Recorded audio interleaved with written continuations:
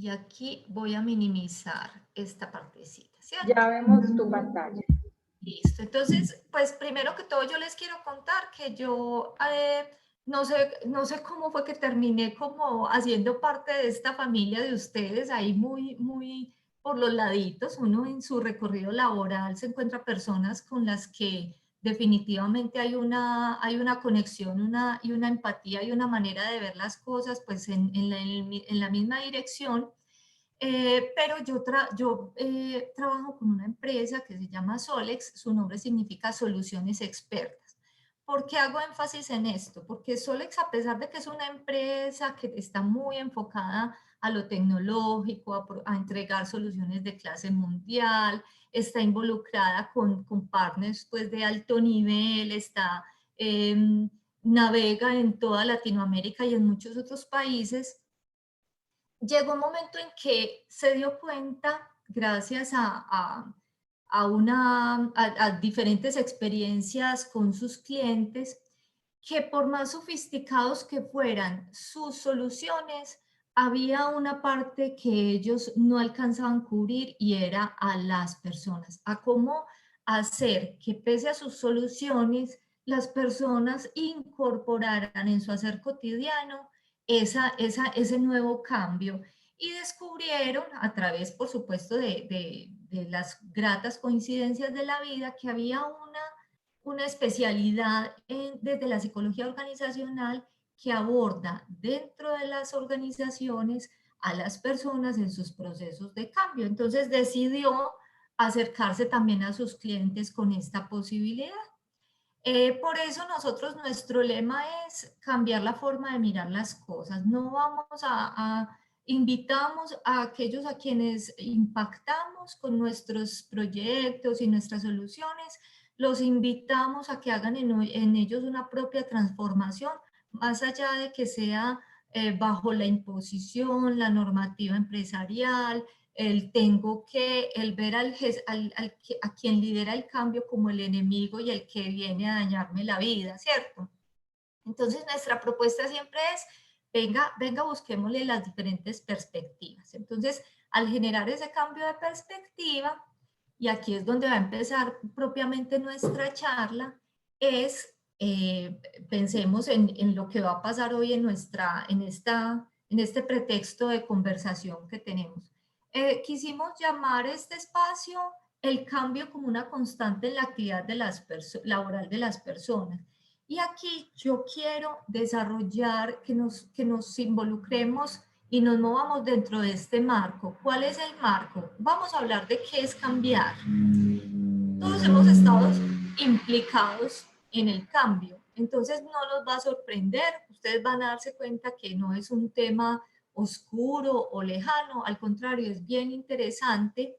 También vamos a hablar de esa constante que es el cambio, de entender que es algo inevitable y contra lo que no deberíamos discutir o pelear. Pero es que en las organizaciones no discutir o pelear es agachar la cabeza, es ser un borreguito que va detrás del rebaño. No asumamos el cambio de esa manera, no asumamos la idea de cambiar como que es que nos están obligando a. Y ahorita vamos a hablar de unas pequeñas herramientas que les quiero dejar hoy para que ustedes empiecen a interiorizar ese tipo de postura frente al cambio. Entonces, pensemos primero que todo que hay asuntos que están bajo nuestro control y hay otros que no. Aquellos que están fuera de nuestro control, como es la constante que es el cambio en las organizaciones, no deberíamos desgastar tanta energía, y si la desgastamos casi que sería para hacernos la pregunta, entonces yo sí estoy en el lugar donde tengo que estar, porque no es gratuito que las organizaciones cambien, no es el mundo entero en contra mío, sino es mi posición en el mundo y qué voy a hacer yo al respecto y hasta qué punto puedo hacer yo al respecto. Esas son de las grandes preguntas que empiezan a surgir cuando estamos hablando de cambio. También vamos a hablar de lo laboral, porque una cosa es cambiar dentro de un contexto familiar, una situación personal que nos llevó a hacer transformaciones en nuestro estilo, en nuestra manera, Pero cuando le ponemos este marco laboral, también hay otros constructos que es importante que tengamos presente. Y por supuesto, dentro del tema que nos compete hoy, vamos a hablar de las personas, de cómo esas personas juegan diferentes roles en el proceso de cambio, cómo nosotros, a pesar de los diferentes roles que podemos llegar a jugar, estamos también siendo las personas comunes y corrientes que somos, ¿sí? Entonces, la invitación nuevamente es pregunten dentro de este contexto lo que quieran, cuando quieran, porque sin duda eso nos va a llevar a cumplir el objetivo de la sesión, que es hablar de todos estos elementos, pero también a enriquecernos entre todos. Entonces, empecemos por hablar de cambio. Entonces, nosotros podemos estar seguros que cualquiera de nosotros ha vivido situaciones de cambio. Cuando nosotros vivimos esas situaciones, hay un porqué detrás de la situación. Es una buena manera de abordar el cambio para no ser las víctimas del cambio, sino los protagonistas del cambio. Empezarnos primero que todo a preguntar por qué se va a cambiar. Todavía no lo voy a atar al marco organizacional, pero ustedes en sus cabecitas empiecen a imaginarse el marco al que lo quieren atar en este momento. Sin duda, si vinieron a este espacio, están pensando en lo organizacional, tal vez están pensando en los proyectos en donde ustedes han llevado cambios a otras personas o los proyectos que debido a su existencia han traído cambios para ustedes, es decir, que ustedes han sido impactados por ellos. Primer punto importante es establecer el por qué se está cambiando. Las personas, los adultos, los seres humanos necesitamos un porqué, darle un sentido, darle un significado a nuestras actuaciones, especialmente en el contexto laboral, que es un contexto bien particular. Entonces, ese por qué cambiar puede provenir, por ejemplo, de un asunto de trascendencia y digamos que esto, no crean, las teorías del cambio se mueven mucho en estos aspectos. Hay unos modelos de cambio muy sofisticados que nacen incluso de esos momentos dramáticos de la vida y tal vez ustedes han escuchado a Elizabeth Kubler-Ross, que ella empezó a hacer el análisis de todas las etapas del cambio a partir de las enfermedades terminales de varios de sus pacientes. Y ella empezó a encontrar una constante y a darse cuenta que teníamos unos comportamientos similares cuando pasamos por esas situaciones tan dramáticas y tan retadoras que nos pone la vida. Entonces, la teoría del cambio inicia en el sentido de lo humano, en esa razón de trascendencia, en qué nos moviliza, por qué no nos quedamos quietecitos y tranquilos en la zona de confort, qué es lo que nos hace querer ir más allá de las cosas. Y aquí está ese sentido de lo humano. Si nosotros nos comparamos con los animalitos, eso no le pasa a los animalitos. Los animalitos cubren sus necesidades, ellos sí cambian para satisfacer necesidades, para evolucionar frente a sus necesidades, pero no hay sentido de trascendencia como tal en ellos.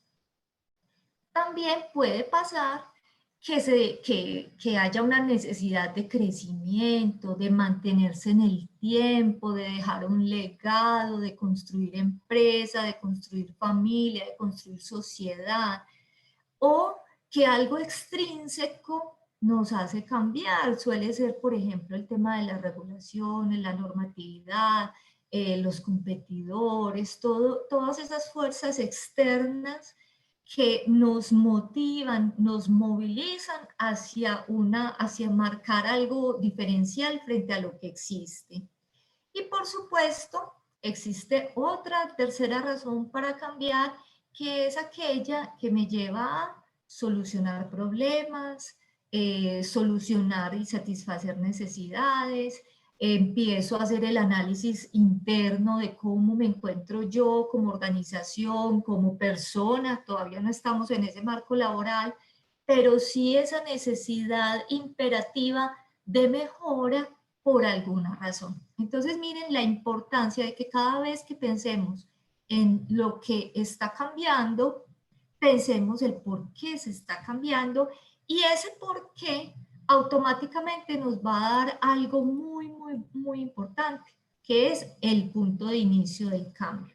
El punto de inicio es ese punto A donde estoy parado, aquí empieza mi proceso de cambio, y por favor guárdense esa palabra en sus cabecitas. El cambio es un proceso. Ustedes, si están acostumbrados a trabajar en tecnología, pueden decir, ah, pero es que yo cambio un sistema de información de la noche a la mañana. Hoy apago uno, deshabilito uno y mañana prendo el otro, ¿cierto? Entonces eso es instantáneo. Pero sucede que aunque la operación, la activación de ese cambio puede ser instantáneo, en las personas adaptarnos a ese cambio es lo que se vuelve un proceso. No es porque prendimos y apagamos el objeto de cambio mismo que sucede el cambio a lo largo de su operatividad. Entonces, el por qué cambiar es el punto que da inicio al proceso de transformación. Estamos en ese punto de inicio, en una zona de confort donde nos sentimos cómodos porque es una zona conocida, tenemos unas rutinas, nos sentimos hábiles y competentes. La habilidad y la competencia es clave en la resistencia al cambio, porque normalmente nos resistimos a cambiar es porque no nos sentimos hábiles y no nos sentimos competentes. Entonces aquí es donde a veces pensamos que nos están sacando de la zona de confort, pero vamos a empezar a resignificar el lenguaje y no vamos a hablar de que nos sacaron de la zona de confort, sino que estamos ampliando nuestra zona de confort. La zona de confort no nos la quita nadie. La zona de confort se amplía, se fortalece, se llena de nuevas herramientas que lo que hacen es expandirnos.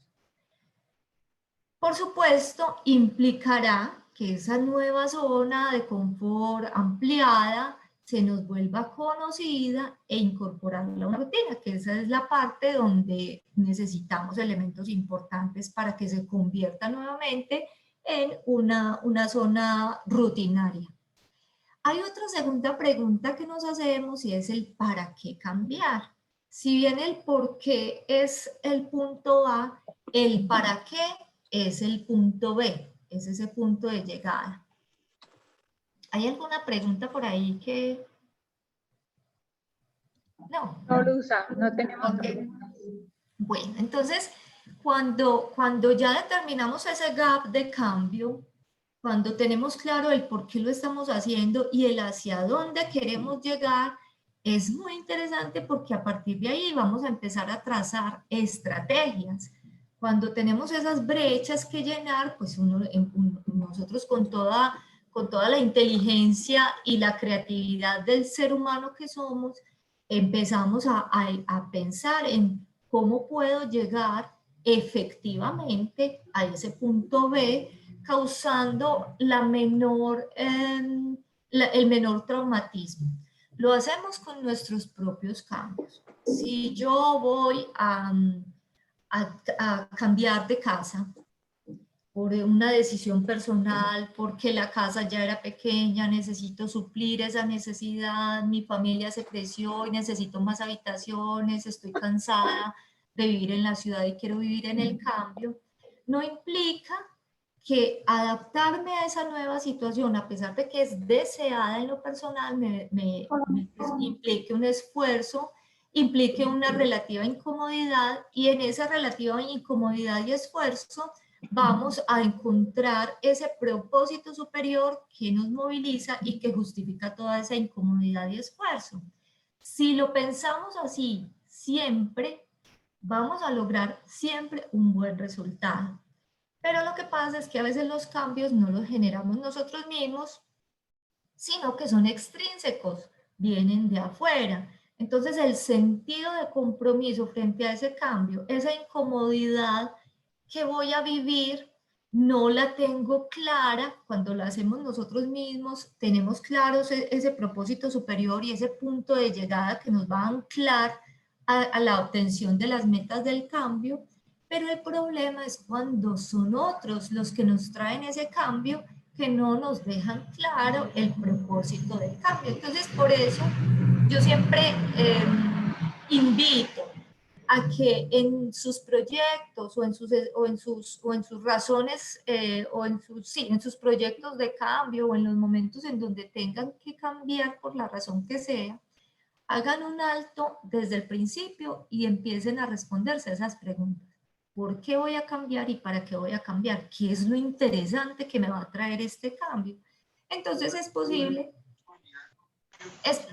es posible que ese cambio sea un asunto de mejora muy puntual, es posible que se pretenda optimizar recursos de la organización o de tu vida personal, es posible que estés cambiando para poderte adaptar a una nueva situación que te impone el mundo y poder permanecer rodando con ese mundo.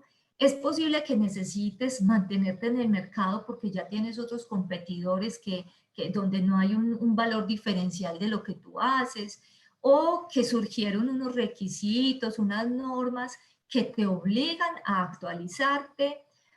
De pronto tú quieres evolucionar porque eres un innovador o quieres crecer, expandir tu negocio o quieres solucionar situaciones de mejora continua que has determinado al interior de tu organización o de tu proyecto de vida o de tu innovación. Entonces, importante darse cuenta que siempre hay un cambio, que siempre que hay un cambio hay un propósito superior que lo moviliza. Esa parte es importantísima porque esta es nuestra razón de venta del cambio. Y vale la pena sentarse a conversar sobre esos aspectos. A veces uno los da por sentado porque los conoce, porque es quien está generando el cambio, pero olvida que uno va a impactar a otros y que esas otras personas tal vez no conocen todos los antecedentes de por qué y para qué se suscitó el cambio. Entonces es importante llevárselo a las personas. Ahora empecemos a hablar un poquito de lo organizacional. Recuerden, el cambio es un proceso que es inevitable, es constante, eso no lo detiene nadie. Y vamos a hablar de las dimensiones que tiene el cambio en lo organizacional. Empecemos a darle otro marco a nuestra charla de hoy. Entonces, el cambio como una constante está definido dentro del ámbito organizacional. La fuente de la definición es de Edgar Schein. La gráfica yo la construí porque es un texto muy largo y nosotros como ingenieros nos gusta que nos muestren todo muy esquemático. Entonces, en lugar de traerles el texto, a mí me gusta construirlo. Alguien un cliente en una empresa, cuando yo le decía que el cambio organizacional estaba técnicamente definido, él me decía, pero es que esa definición es del 1988. Y yo le decía, imagínense, desde el 88 ya se viene hablando de este tema en lo organizacional, porque la gestión del cambio como tal se viene hablando casi desde los años 50.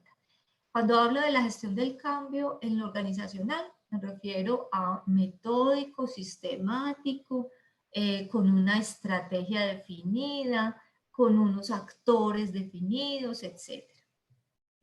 Entonces, en nuestras organizaciones definimos cambio como todo aquello que pase que requiere transformación debido a esas necesidades que se detectan. Las organizaciones inteligentes se están revisando constantemente al interior y hacia el exterior. Están haciendo lectura de lo que pasa afuera, pero también están revisando sus procesos internos.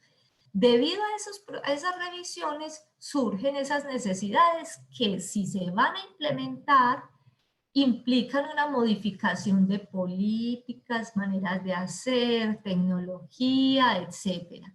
Cuando se van a modificar efectivamente dentro de una organización, vamos a tener presente que por más sofisticada que sea la tecnología, por más bien elaborada que haya quedado la política, la visión, los procedimientos, no va a haber cambio posible si no se implica a las personas. Y ahí es donde viene el capítulo grande y complejo de las personas, porque las personas dentro de las organizaciones no son los niños que están yendo a una escuela que aprenden rápidamente, no responden necesariamente a esos códigos de conducta que esperaríamos en una escuela, por ejemplo, que se da siguiendo pues las metodologías tradicionales de aprendizaje. Además, los adultos en las organizaciones nos sentimos amenazados, estamos en un ambiente del que dependemos demasiado, entonces la sensación de amenaza es alta y de ahí es donde surge ese gran temor porque aprender lo nuevo, la interpretación, las prácticas, los nuevos conceptos, volverse hábil y competente en algo nuevo, no viene de la noche a la mañana y por eso es que decimos el cambio es un proceso, aunque se implemente en un momento en el tiempo. Todas esas maneras de hacer se ven reflejadas en el comportamiento organizacional, que es un constructo de la psicología organizacional también, y a su vez en la cultura empresarial, que también es un constructo de la psicología organizacional. Para ponerlo más sencillo, simplemente una organización es como una estructura sistémica y orgánica, compuesta por personas cuya sumatoria de comportamientos idealmente esperamos que vaya en la misma dirección debido a su misión y a su visión. Igual con la cultura, los valores, las competencias están dentro de un marco y casi que si usted no comulga con esos valores, quiere decir que usted está en la organización equivocada, porque somos un grupo de personas que miramos hacia el mismo punto, tenemos las mismas expectativas en términos de organización, de metas, de visión y misión, y por lo tanto deberíamos tener un componente cultural homogéneo a lo largo y ancho de ella. Por supuesto, las culturas tienen unos ejes transversales que hacen que tengan los mismos descriptores para poder decir que hacen parte de un conjunto, pero también dentro de las culturas hay subculturas y eso mismo pasa en las organizaciones. Las organizaciones son una réplica de lo que pasa en la sociedad. Entonces, cuando estamos permeando de esta manera el comportamiento organizacional debido a los cambios que se dan en la organización y logramos a lo largo del tiempo permear cultura, podemos decir que ya hay una transformación en la organización, pero ahí no termina, porque terminamos una transformación en algo particular, pero ya es el momento de hacer esa nueva revisión para mirar qué más tenemos que hacer para mejorar y sostenernos en el mercado. Eso es, digamos, en el ámbito organizacional. Ahora empezamos a tocar esa parte personal, porque si bien el cambio es una constante, la manera como uno se posicione frente al cambio puede marcar la gran diferencia. Entonces, a mí me gusta, a través de este ejemplo, hablar de esas perspectivas que uno puede asumir frente al cambio y no sé si de pronto si alcanzan a leer este pequeñísimo poema de Victoria Erickson, de pronto para quienes ya lo hayan alcanzado a leer, se van a dar cuenta que hay una manera de ver el cambio y es como si fuera un drama. La transformación no es dulce y brillante, es un oscuro y nebuloso empujón doloroso. Miren que nosotros podemos tener ese tipo de posturas frente al cambio. Al acompañar compañías, empresas, haciendo el desarrollo de todo este tema de gestión del cambio en proyectos, realmente uno no lo creería. Tal vez ustedes mismos lo han vivido, lo han visto con compañeros, pero hay personas que por una situación de cambio incluso piensan a veces en renunciar a sus organizaciones y es simplemente por no abordar y por no enfrentarse a ese cambio y por qué lo ven de esta manera dramática. Entonces, siempre la invitación es, ay, ¿qué me pasó aquí? A ver, ya. Entonces, la invitación es a que le pongamos la perspectiva a nosotros, ¿cierto? Como el cambio no es instantáneo, empecemos a pensarlo como un proceso y a vivirlo como un proceso. Las cosas no suceden de la noche a la mañana si no tenemos estrategias para ir dando ese paso a paso, si no nos relajamos y nos tranquilizamos un poquito en cuanto a que hay que un paso a la vez, un paso a la vez. No le tengamos miedo a lo desconocido, porque sin duda, poco a poco, si abordamos las grandes metas a partir de pequeñas metas, vamos a ser capaces de dar un paso firme y seguro cada vez, y cuando menos pensemos, ya estamos en ese punto de llegada del cambio y ya estamos, ya recorrimos un camino largo y ni siquiera nos hemos dado cuenta.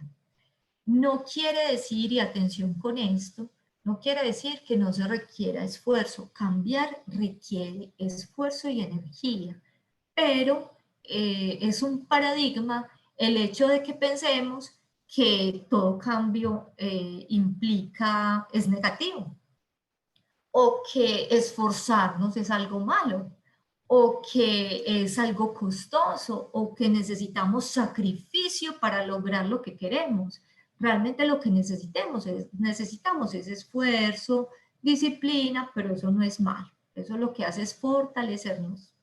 Entonces, eh, cuando les digo que la perspectiva la ponen ustedes, hay grandes y pequeños personajes que le han puesto otra perspectiva. Y si ustedes de pronto ya conocen este texto de Albert Einstein, él miraba el cambio como una gran oportunidad. Por supuesto, él desde su mentalidad habla de la bendición que es necesitar moverse hacia adelante. Es en las situaciones críticas donde sale toda nuestra creatividad a flote. Es maravilloso lo que resulta cuando estamos inmersos en una situación que saca todo de nosotros y todo es desde lo más primario, buscando sobrevivir, hasta lo más trascendente, que es esa parte estética que tenemos todo, ese vínculo hacia lo espiritual y hacia lo que nos da sentido de vida. Entonces esta es otra de las invitaciones. Pongámosle perspectiva al cambio. Eso no se lo dan los otros, eso lo pone usted. Usted es el que decide desde qué punto de vista quiere vivir ese cambio. Hágase las siguientes preguntas. ¿Es algo que está bajo mi control? Si está bajo mi control, entonces contrólelo como lo quiere controlar. Si no está bajo su control y es algo extrínseco, entonces busque las razones de ganancia. Déjese, sométase a ese esfuerzo, esa crisis, ese caos por el que usted va a atravesar para que gane de todo en ese proceso. Ganar de todo es llenarse de herramientas, haberlo vivido, darse cuenta, el darse cuenta de que usted es capaz de enfrentar cosas, de enfrentar situaciones, de enfrentar lo que usted ni se imaginaba antes que podía enfrentar. Hay otra dimensión, cuando hablamos de las dimensiones, vamos a hablar de estas tres dimensiones dentro del marco laboral: la empresa, las normas y los colaboradores, viéndolos desde lo humano, por supuesto. Entonces, en la dimensión organizacional, empresa, industria, gracias al cambio nos sostenemos en el mercado y sobrevivimos en el tiempo. Estos son pequeños ejemplos que quise traer a colación y que tal vez podríamos seguir colocando en nuevas situaciones que ya se vienen dando a raíz de esta era de transformación digital que fue empujada drásticamente durante el último año. Entonces, no es gratuito. Y no lo digo solo como organización, uno sí puede desaparecer de la historia si no está dispuesto a cambiar, si no está dispuesto a actualizarse, si no está dispuesto a adaptarse al ambiente. Si yo no tengo control sobre el ambiente, yo debo soltar el control y volverme tan flexible como sea necesario para poder insertarme en ese nuevo ambiente que es superior a mí, ¿sí? Ese es uno de los grandes mensajes que yo les quiero dejar hoy acá. Por supuesto, desde la dimensión legal, normativa, dependiendo de los países en los que ustedes se muevan, sin duda habrá regulaciones cada vez más y requerimientos gubernamentales, estatales, en todo caso entes de control que obligan a que usted se comporte, tenga una manera de hacer que cumpla con ciertos requisitos. Esas son razones para cambiar y son inevitables. Con eso ni uno ni la organización debería pelear, porque sin duda la regulación, la norma, también lo que busca es alinearse a una dinámica mundial. Estamos insertos en un mundo global, eso es imparable por ahora, y eso implica que sobrevivamos en este entorno. Entonces, adaptarnos a esos marcos de referencia que existen y que existen por una razón. Cuando se están implementando este tipo de cambios, no es tan interesante decir, es que vino la ley tal y hay que hacerlo. Indague sobre esa ley. Les voy a poner el ejemplo de una norma que está muy de moda aquí en Colombia, que tiene que ver con la gestión de activos. Nace la regulación obligatoria como tal, nace a partir de una de las normas ISO, la 55001, y esas normas tienen, no es suficiente con que le digamos a las personas, es que estamos implementando la ISO 55000, no. ¿Qué hay detrás de la ISO? ¿Qué hay detrás de esa norma? Gestión de activos. Entonces, ¿qué es la gestión de activos? ¿Y eso por qué se está haciendo? Y cuando uno empieza a mirar los antecedentes de la norma, llega un punto en el que por allá en alguna parte encontraron que muchas personas corrían grandes riesgos, hubo pérdidas de vidas humanas debido a la falta de manejo adecuado de los activos, de la operación, etcétera. Bueno, eso es todo un capítulo grande, pero allí es donde siempre se encuentra el origen, aquello que dice, que hace que una norma exista y que uno como usuario de esa norma diga, menos mal existe. Entonces, no la empieza esa resignificación en cuanto a cuáles son los beneficios de este cambio del que yo voy a ser parte, y cambio mi posición como espectador del cambio, me vuelvo activo en el cambio y me vuelvo un beneficiario del cambio más que el enemigo, la víctima, etc. Encontrarán mucho en las normas de calidad siempre el capítulo de gestión del cambio, el que habla de que es importante que las personas asimilen, asuman esa norma que se está implementando, pero que normalmente, más allá de implementar una norma, redunda es en actuaciones. Y nos sobra, supongo que ustedes están muy familiarizados con esos marcos de referencia y metodologías que lideran la manera de actuar, de implementar, de llevar a cabo proyectos. Esto no debe ser pues como muy alejado a lo que es ISACA y a los procesos y procedimientos que se implementan en las organizaciones para que se estandarice la manera de hacer hacia una cultura empresarial. Y hoy, gran pregunta, en este marco legal y normativo, ¿qué es lo que nos va a empezar a regir? Este es uno de los capítulos que uno diría, vamos a tener que empezar a hacer algo al respecto, porque sin duda, aunque tenemos los datos, apenas están recogiendo datos de lo que ha pasado en el último año, hay mucho por hacer al respecto. Entonces, si bien es importante trabajar a partir de hechos y datos con fuentes documentales y demás para poder generar estrategias adecuadas y efectivas, es una realidad que hoy en día nos ha tocado improvisar mucho en términos de cambio.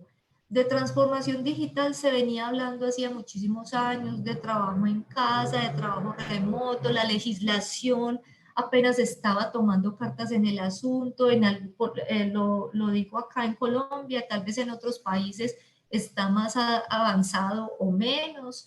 En todo caso, este empujón que nos dio este factor extrínseco que fue la pandemia, nos hace, a partir de una necesidad, hacer un stop y empezar a pensar qué tenemos que modificar en nuestros entornos, nuestra vida familiar, nuestro lugar de trabajo, nuestra manera de administrar el tiempo, nuestra manera de relacionarnos con los colegas por estos medios, con los amigos de Isaca, con los compañeros que compartimos el conocimiento.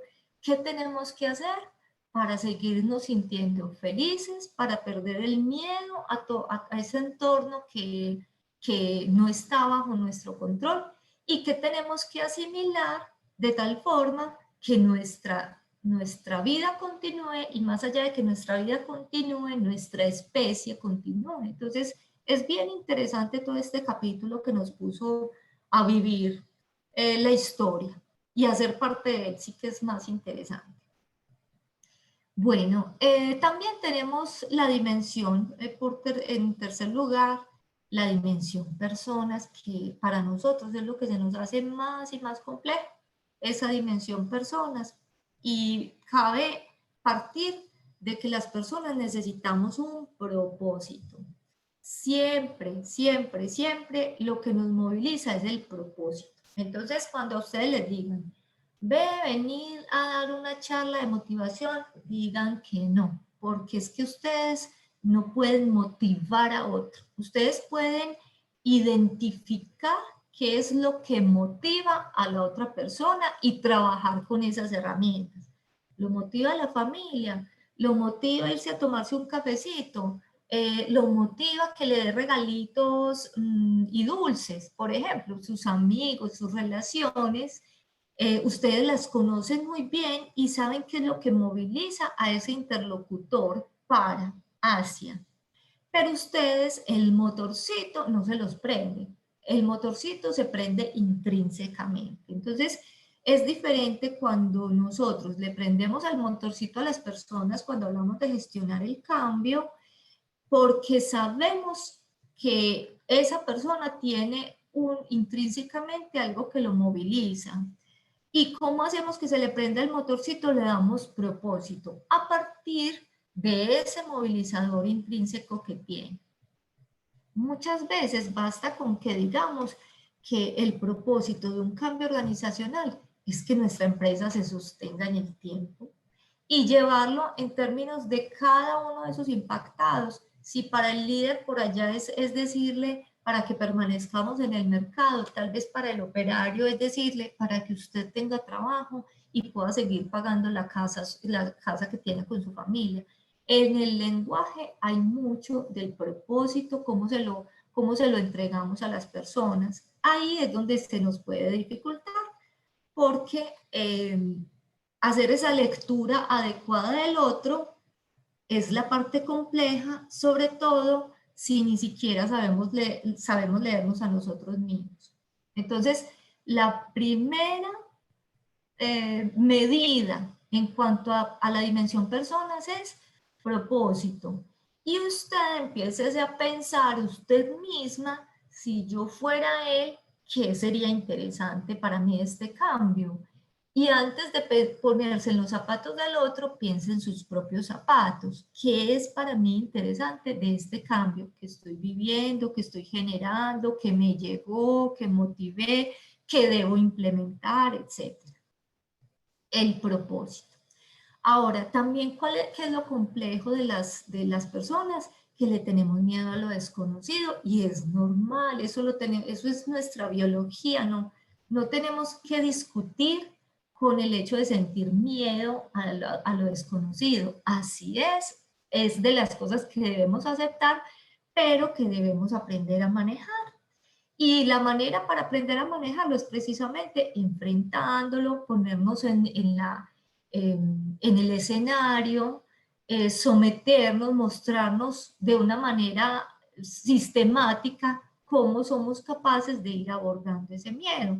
Por supuesto, quien implemente un cambio debe estar seguro de que está dándole las herramientas al otro para que él mismo vaya siendo capaz de vivir ese miedo, pero de resolverlo al mismo tiempo, porque no se trata de no salir de ahí, de ese cuarto oscuro que es el miedo, sino de ir abriendo la puertecita, de ir iluminando para que nos demos cuenta que eso no era ninguna imagen asustadora, no era un fantasma como a veces sentíamos cuando éramos niños, sino que es una realidad tan tangible como cualquier otra y que podemos acceder con herramientas.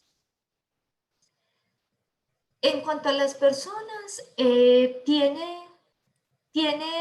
tenemos que hablar que nos da miedo, nos resistimos a cambiar precisamente porque estamos muy implicados emocionalmente. A pesar de que las organizaciones sean espacios racionales, somos personitas que también tenemos nuestro corazoncito. Nosotros, aunque en este momento no podemos hablar de un ejemplo en términos físicos, yo siempre lo que digo es, usted no llega a su oficina o a su empresa y se quita el corazón y lo deja allá afuera mientras se va a dedicarse racionalmente a sus labores. Su corazón va con usted, su piel va con usted, su historia personal va con usted, el problema, la situación que dejó en la casa la trae en su cabecita, esa molestia que tiene con un compañero, ahí está, latente. Entonces nosotros no nos quitamos un disfraz, no nos quitamos una investidura cada vez que llegamos a nuestro trabajo. Y pensémonos en términos virtuales. Nosotros ahora nos conectamos desde casa, los más organizaditos miramos una hora y decidimos conectarnos desde casa para continuar como con unas rutinas, para respetar los tiempos de familia, los tiempos de descanso, los tiempos de alimentación y los tiempos de trabajo.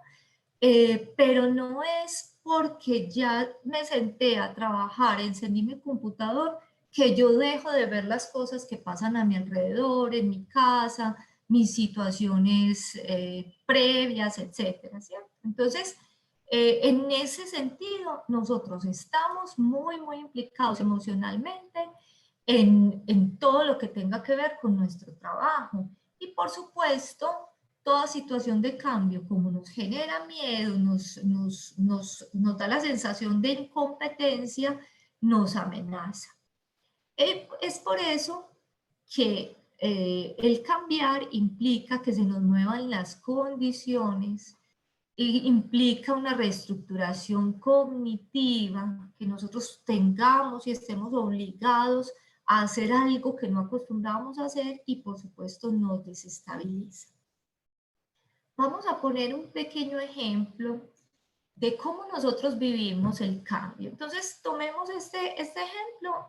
Aquí a mí me gusta como tratar de citar las fuentes, al menos las tengo a la mano. Esta simplemente fue una de esas que me llegó por internet muy al principio de la pandemia. Supongo que ustedes, tal vez algunos ya la conozcan, ya la haya visto, pero a mí me gustó para ejemplificar nuestra situación de cambio actual. Entonces, yo quiero que cada uno empiece a leer en estos niveles, en estos diferentes niveles, y empiece a pensarse en sí mismo, ¿qué pasó al principio de la pandemia? Fui de aquellos que hice compras de pánico, me irrité fácilmente, me acumulé todo el papel higiénico del supermercado, la comida, los medicamentos aún sin estar seguro de que los iba a necesitar. No pensemos esto en términos del juicio, del bien y el mal, porque si ustedes lo ven es un primer momento de reacción.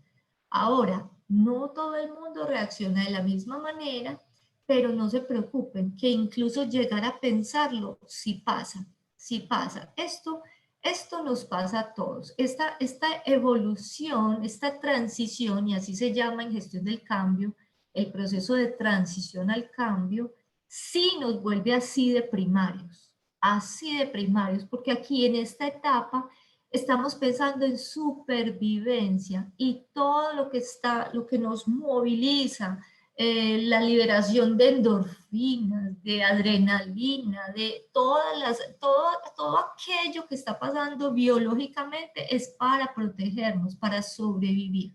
Entonces no es una situación de juicio, esa es nuestra biología y está bien y está ahí por una razón. Pero hay un momento en el que ya toda esa energía empieza a repartirse, porque si uno se mantuviera en situación expectante todo el tiempo, por supuesto que biológicamente también es insostenible. Ahí es donde vienen esos eventos de estrés que también estamos muy acostumbraditos a vivir en nuestras organizaciones. El estar sometidos a un estrés permanente genera una enfermedad crónica de largo plazo que también tiene sus consecuencias. Entonces, es importante superar esta etapa. Normalmente los seres humanos la superamos, los que tenemos pues como un comportamiento y una salud relativamente buena, pasamos a la siguiente etapa y en esta etapa empecemos a pensar en qué momento en el año, tal vez todavía, empezamos a soltar el control. Es que yo no puedo hacer, yo no puedo, ya no hay más papel higiénico, ya esto, lo que había es lo que hay, otros actuaron igual que yo, entonces ya no tengo nada más que hacer, voy a tener que empezar a pensar en otras posibilidades.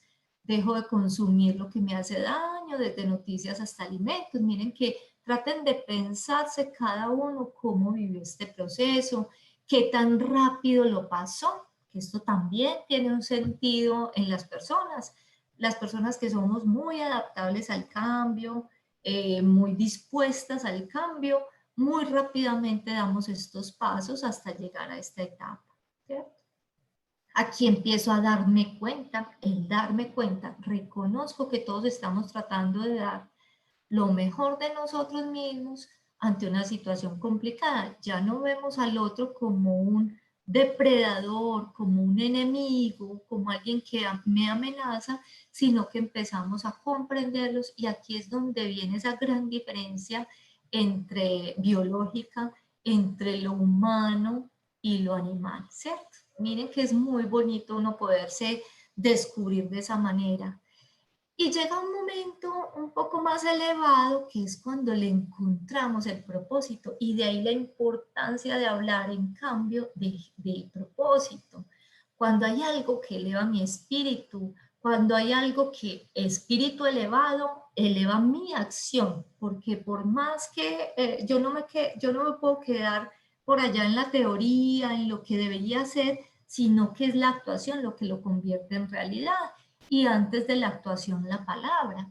Entonces, miren, en este proceso de evolución ya nos empezamos a hacer preguntas trascendentes, como cuál es el propósito de esto que está viviendo la humanidad. Yo ya no soy un ser aislado que pretende sobrevivir, sino que estoy enmarcado en un mundo, sociedad, y en un punto en la historia. Entonces ya empiezo a movilizarme hacia hacia un marco superior. Pienso en los demás y busco cómo ayudarlos, tal vez porque también entiendo que mantener la especie depende del sentido de comunidad que tengamos. Agradezco la situación que tal vez estoy viviendo porque me está fortaleciendo y vivo en el presente porque suelto el control. Manejo lo que está bajo mi control, pero suelto lo que no lo está. Ahora, es posible que muchos de ustedes todavía no estén en este punto o no estemos, que tal vez estén acá, igual hay mucha incertidumbre, todavía no tenemos, no podemos estar seguros ni siquiera de que la vacuna sí, ¿cierto? Pero por lo menos queremos seguir viviendo la vida y por eso nos vamos adaptando al cambio. Adaptarse al cambio es la reacción natural de la biología. y nosotros insertos en este mundo biológico, también actuamos en consecuencia. Hay unas leyes internas que nos rigen y eso no es algo que esté racionalmente movilizándose dentro de nosotros como para pensar que va a estar bajo nuestro control. Cuando estamos en pleno proceso de cambio, vamos a hacer como un zoom en esa parte de la resistencia. No le tengamos miedo a estas sensaciones que surgen y que surgen en todos. Y acá es donde les cuento del estudio que hizo Elizabeth Kubler-Ross. Ella es una investigadora holandesa que trabajó terapia en pacientes con enfermedades terminales que decidieron hacer parte de su investigación. Encuentran que estas son las emociones por las que normalmente pasamos y que es un valle. Lo llamaban el valle de la tristeza precisamente porque sí, uno se sume en un montón de emociones de las que lo inmovilizan. Entonces entendamos que una de las reacciones normales frente al cambio es la inmovilización, pero que tenemos que encontrar precisamente las estrategias para salir de este valle de la tristeza, de este estado de inmovilización y poder resignificar nuestras emociones para que se conviertan en emociones movilizadoras, que actúen, que nos lleven a la actuación, a hacer realidades aquello por lo que están sucediendo las cosas.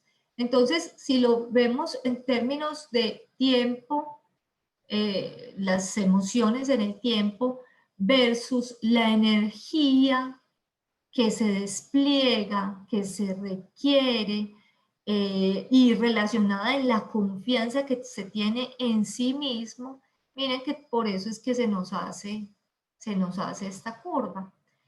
Al principio, cuando nuestra emoción es de preocupación, la confianza está muy puesta en manos del presentimiento y por supuesto la energía para controlarlo es muy alta, porque yo solo presiento, no tengo hechos y datos para actuar, solamente presiento, me preocupo, presiento. Cuando estamos en esta zona que es la clásica de la resistencia, donde las emociones son el miedo, el enfado, la frustración, esta zona es muy, muy agresiva emocionalmente. Miren cómo empieza a decaer la confianza en sí mismo, pero también la energía. No tengo energía. De tener mucha energía para estar muy preocupado, entro en shock porque es imposible mantener estos niveles de energía todo el tiempo, pese a las emociones. Entonces, al entrar el shock, no tengo otra más que montar un muro y resistirme hasta que ese muro sea derribado.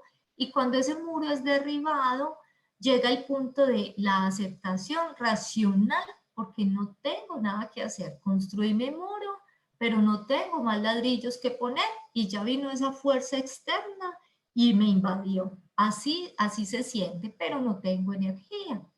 En ese punto, y este punto es clave, cuando estamos ya en el punto de la aceptación, miren que a todo esto lo vamos a llamar la zona de miedo si lo comparamos con la diapositiva anterior. Zona de miedo, zona de aprendizaje y zona de crecimiento. No olvidemos estas tres zonas que de pronto no hice este énfasis que es importante porque aquí somos muy reactivos, muy primarios, muy básicos, pero en esta zona empezamos a explorar y esta zona es muy bonita porque en los proyectos, cuando estamos gestionando el cambio, es el punto donde nosotros, los que gestionamos el cambio, empezamos a entregar información de valor. Aquí solamente podemos sensibilizar, escuchar, acompañar, informar para derribar el muro del miedo. Aquí damos información, aquí le contamos a las personas que no hay nada que temer, que van a ser capacitadas, que hay un propósito superior tras esa incomodidad que van a vivir, que en las organizaciones no van a ser despedidas debido a esa falta de productividad que va a caer por la falta de energía frente al miedo. Aquí estamos generando confianza. Cuando generamos confianza, ahí sí podemos actuar y hacemos la reestructuración cognitiva, que todo lo cognitivo es enseñar, formar, mostrar lo nuevo, dar herramientas racionales. Aquí funciona lo racional.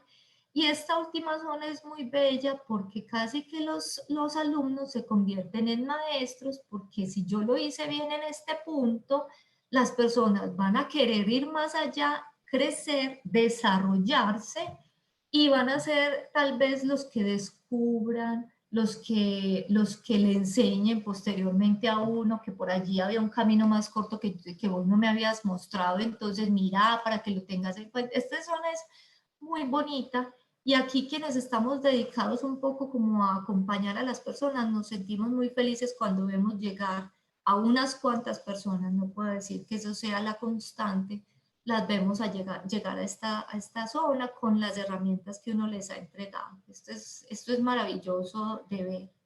Entonces les decía, en este punto, cuando ya se ha superado la zona de miedo, podemos empezar a abordar esa zona de aprendizaje porque ya, como la razón ya está activa, hay una aceptación emocional, el control de las emociones ya lo tiene la persona, ya hay una actitud dispuesta, abierta hacia el cambio y ya se produce esa integración de todo lo anterior, esa comprensión, ese darse cuenta para poder empezar a crecer. Ese es el homólogo de cómo nos movemos y cómo es de importante tener en cuenta siempre que estamos viviendo un cambio nosotros. A mí me gusta mucho traerlo así gráficamente porque no es solo ver a los resistentes, ese resistente que hay en mi equipo de trabajo, es que en mi empresa todos son unos resistentes. En estos días estuve en una webinar donde iban a presentar, el tema tenía que ver con la gestión del cambio en un tema muy fuerte, nuevamente gestión de activos, y nos estaban contando cómo habían hecho la gestión del cambio para ese cambio en particular que es profundo en las organizaciones, y yo era ansiosa esperando ese cómo lograr que las personas lleguen a este nivel de madurez y por allá lo máximo que respondieron era, no, es que en esta empresa todo el mundo es muy resistente. Y sinceramente eso no puede ser una respuesta ya. En este mundo, en esta época de transformación digital, si una empresa dice, mi gente es muy resistente, entonces está condenada a desaparecer. Ya no podemos ser más resistentes al cambio. Sí nos podemos resistir y caer en este valle, pero lo tenemos que superar. Eso no puede ser una constante en la organización. Entonces el gran reto es superar este valle y por supuesto actuar donde hay que actuar. Si yo estoy en la etapa, esta es la curva de la transición, que es plena resistencia al cambio. Si yo estoy entre la negación y la resistencia, pues estoy en la zona de miedo y por supuesto aquí, les decía, solamente puedo empezar a tratar de generar confianza. Yo no voy a lograr compromiso con el cambio en esta zona, solamente puedo lograr confianza para que se pueda superar y pasar a esta etapa de exploración y de aceptación, que es donde si yo gestiono el cambio de una manera metódica, este valle no va a ser tan pronunciado, se va a llegar a la zona de la aceptación, que es la que a nosotros nos interesa en gestión del cambio, llegar lo antes posible con las personas a esta zona de aceptación, en lugar de dejar que las cosas vayan dándose solas con quién sabe cuántos desertores en medio.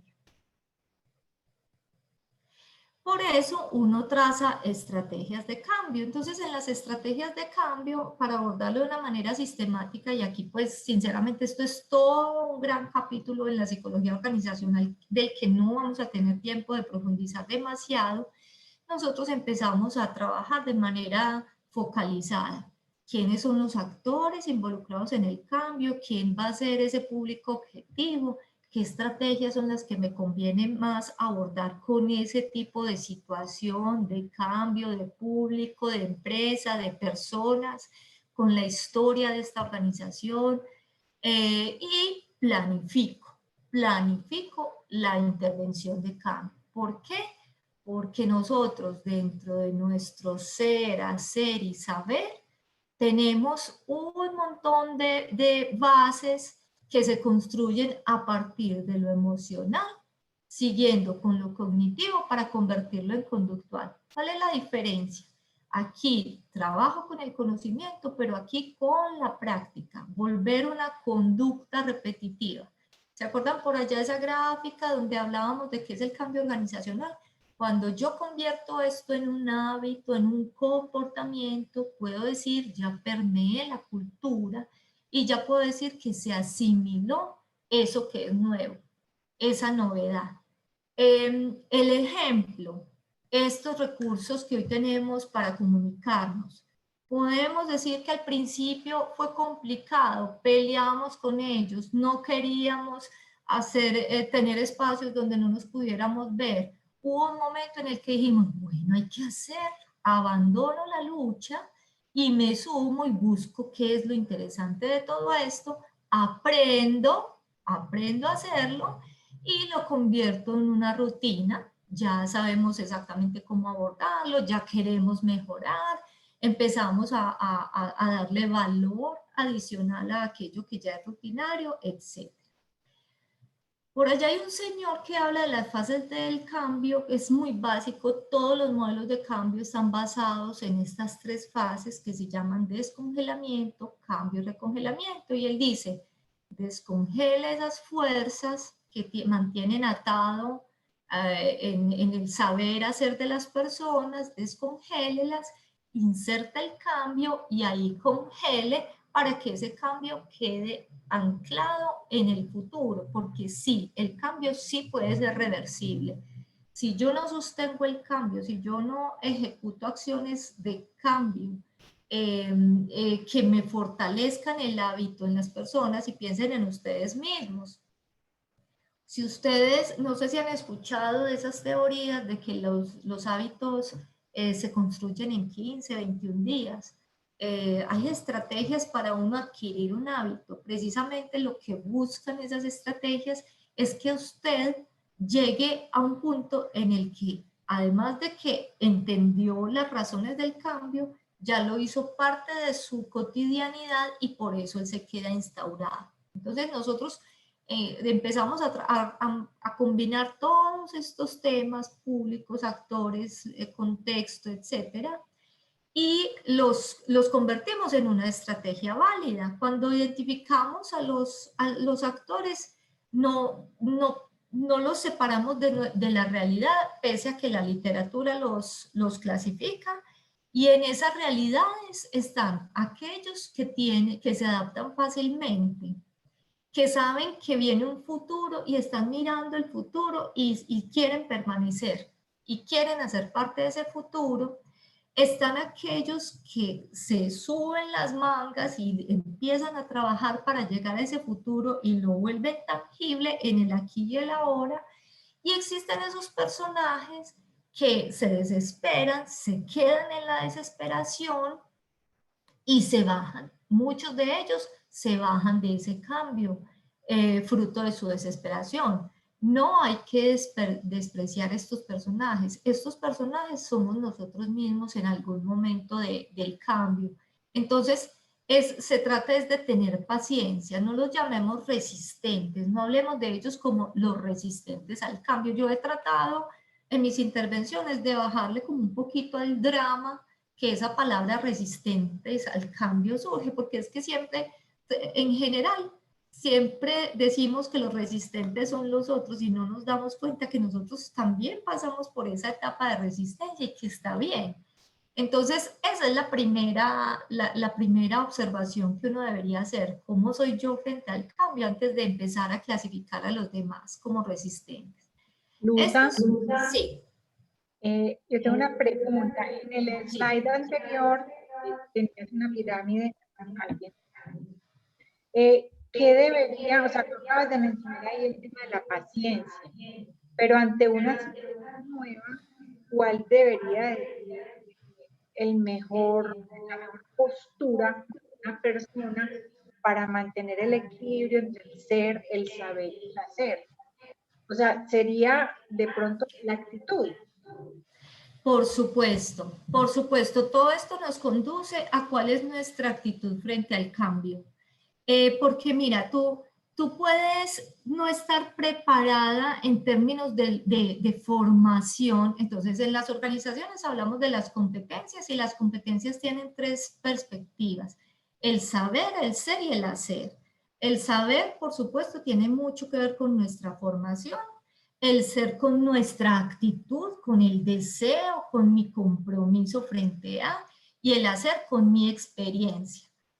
Cuando yo estoy desempeñando un cargo o cuando yo voy a aprender algo nuevo, yo mínimo tengo una formación de base que se necesita, tengo una experiencia de base que se necesita, pero la actitud, ¿usted dónde la mide? Entonces uno dice, es que en los procesos de selección eso también se mide. Sí, se mide, pero no es lo que, a pesar de que debería ser, esas son las discusiones que se tienen en procesos de selección, a qué se le da más peso. Yo particularmente lo he visto cuando una persona tiene la actitud, puede aprender y puede volverse hábil fácilmente, fácilmente. Si ustedes se hacen la pregunta, ¿yo qué prefiero? Trabajar con una persona que tiene escasos conocimientos, pero que pues por supuesto hay unos mínimos para aprender, pero que tiene el deseo de hacerlo. Es que frente al deseo no hay nada que pare a las personas. Entonces, es por eso en este triángulo ponemos el aspecto emocional como la base y como el más amplio, porque basados en ese aspecto, todo lo demás es posible.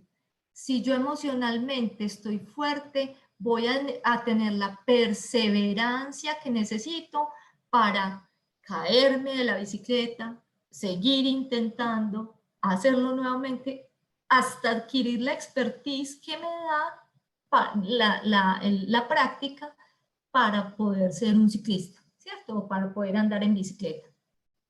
No es suficiente con que yo esté animado a hacerlo, por supuesto, si no tengo quien me enseñe a montar en bicicleta o si no lo puedo empezar a leer, si no tengo como unos principios básicos para hacerlo, si no tengo la voluntad para poder hacerlo una y otra vez, y eso me lo da toda esta parte, esta base.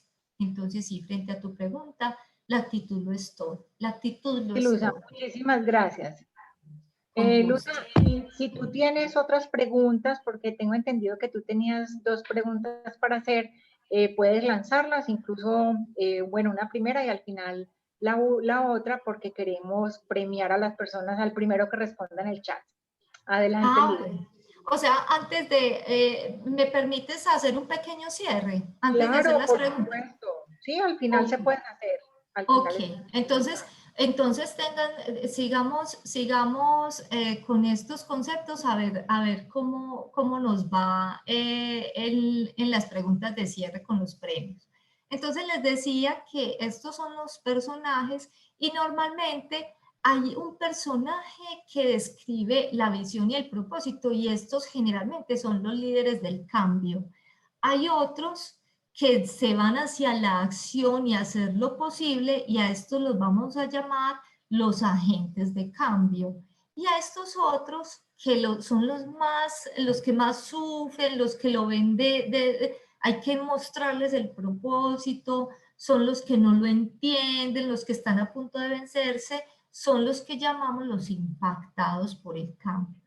Uno puede vivirlo desde las tres perspectivas porque uno puede en diferentes momentos estar en estos tres roles.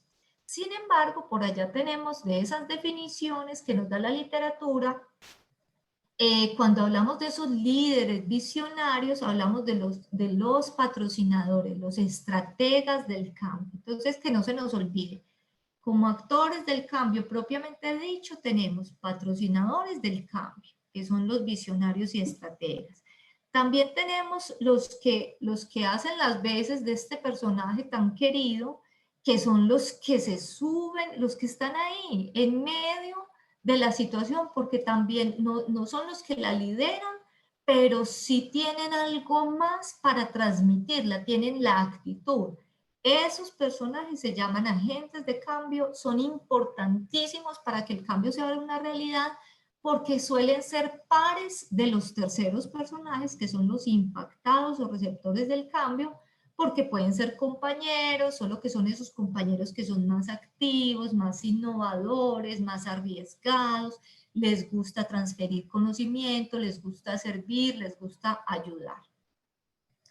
También el análisis de públicos, este es interesante, de pronto si lo pueden ver el video completo en YouTube, hacen una explicación muy interesante sobre cómo se da la masa crítica cuando se está dando un cambio, y a uno le interesa para poder posicionar un cambio hacer masa crítica.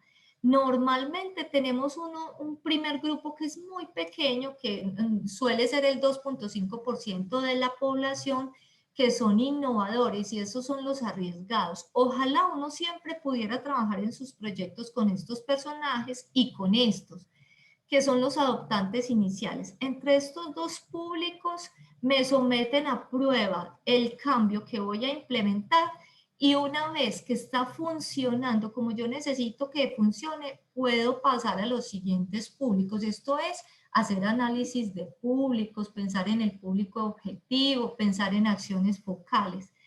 Estos suelen ser líderes de opinión. Cuando este tercer grupo, que suele ser el 35%, llamado la mayoría temprana, va a dar el cambio, primero mira qué pasó con estos que fueron líderes de opinión, a ver cómo les fue. Ellos no dan el salto hasta que no hacen una lectura de lo que pasó con estos dos grupos. Si estos dicen, sí, esto es chévere, esto está funcionando bien, es interesante, estos se arriesgan, y por eso lo llamamos la mayoría temprana.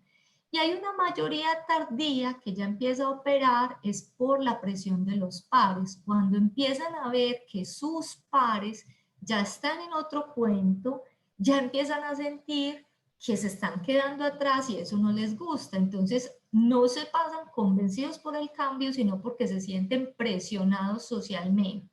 Y por último están los rezagados, que es un 16% de la población en promedio.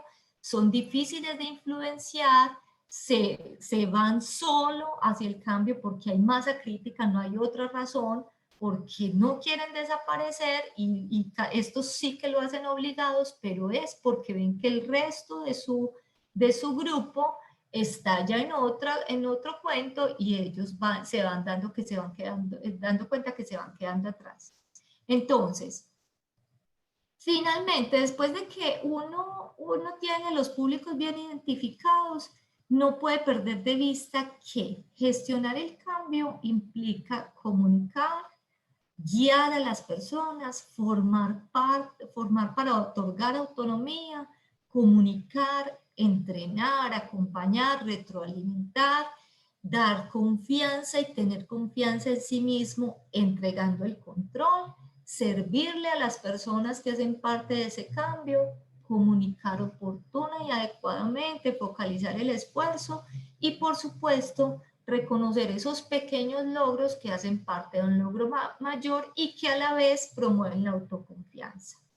También gestionar el cambio implica coherencia, y esta es una parte muy compleja porque en nuestras organizaciones, en nuestra vida misma, si uno piensa todo aquello que uno dice, en qué medida está introyectado en sí mismo, ahí es donde se nos hace muy complejo. Entonces nosotros no podemos implicar a los otros en un cambio que nosotros no hemos hecho en nosotros mismos. Cada vez que yo como líder de cambio voy a promover un cambio, primero tengo que asegurarme que estoy siendo consecuente, y que esa consecuencia es la que genera la confianza, que es la que yo necesito para que se transformen las conductas y yo pueda implementar definitivamente el cambio. Y por último, gestionar el cambio implica habilitar a otros, enseñar, transferir conocimiento, teniendo en cuenta que los seres humanos y sobre todo los adultos aprendemos es a través de la propia experiencia, de la propia exposición, de hacer, de nosotros mismos enfrentar la situación. Los elementos teóricos no son suficientes cuando estamos en un proceso de cambio. Necesitamos someternos a la situación para ganar el verdadero aprendizaje y en muchos casos ser aquellos que transfieren conocimiento, ¿cierto? Entonces, esto es solamente pues como un ejemplo de la importancia que tiene habilitar a las personas para llegar a este punto de trascendencia. Y por último, gestionar en nosotros mismos la disposición al cambio como una competencia que se haga parte de nuestra vida. No hablemos de temer que nos muevan de mi zona de confort, resignifiquemos el lenguaje y hablemos de explorar para ampliar nuestra zona de confort, de reconfigurar nuestras palabras para que nuestra perspectiva cambie. A nosotros nos pueden estar diciendo, esta frase me encanta, porque nos pueden estar diciendo lo más interesante, la realidad más trascendente, y si nosotros no tenemos la actitud, no vamos a poder recibir el conocimiento que otro nos está entregando. Y transformar ese triángulo dramático de nuestra vida. Yo frente a los otros, frente a mis colegas, frente a mis superiores, yo tengo que dejar de ser la víctima, debo dejar de ver a mi jefe o a mi superior como un verdugo y a mis colegas a ponerles todas las quejas para unirme con ellos en una lucha contra la organización o contra los demás, como si ellos me fueran a salvar de qué situación de víctima, y reconfigurar, resignificar nuestro lenguaje con el empoderarse, no son los otros, soy yo el que decide, ver a ese jefe como alguien que me coordina, me lidera, ese personaje necesario para ponerme en armonía con otros, y ver a mis colegas como compañeros que nos acompañamos mutuamente en momentos de verdad. Ahora sí, ahora sí, no sé si primero que todo hay preguntas de alguien, aparte de las que vamos a hacer para los dos premios, Maribel. No, no hay preguntas en el chat. Adelante. Ok. Entonces, la primera pregunta que le vamos a hacer a los participantes es ¿cómo se llaman esos actores del cambio?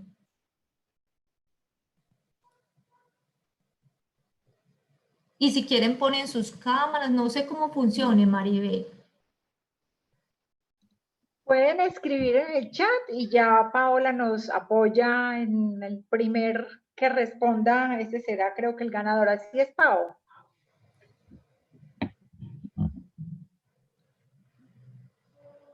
Entonces,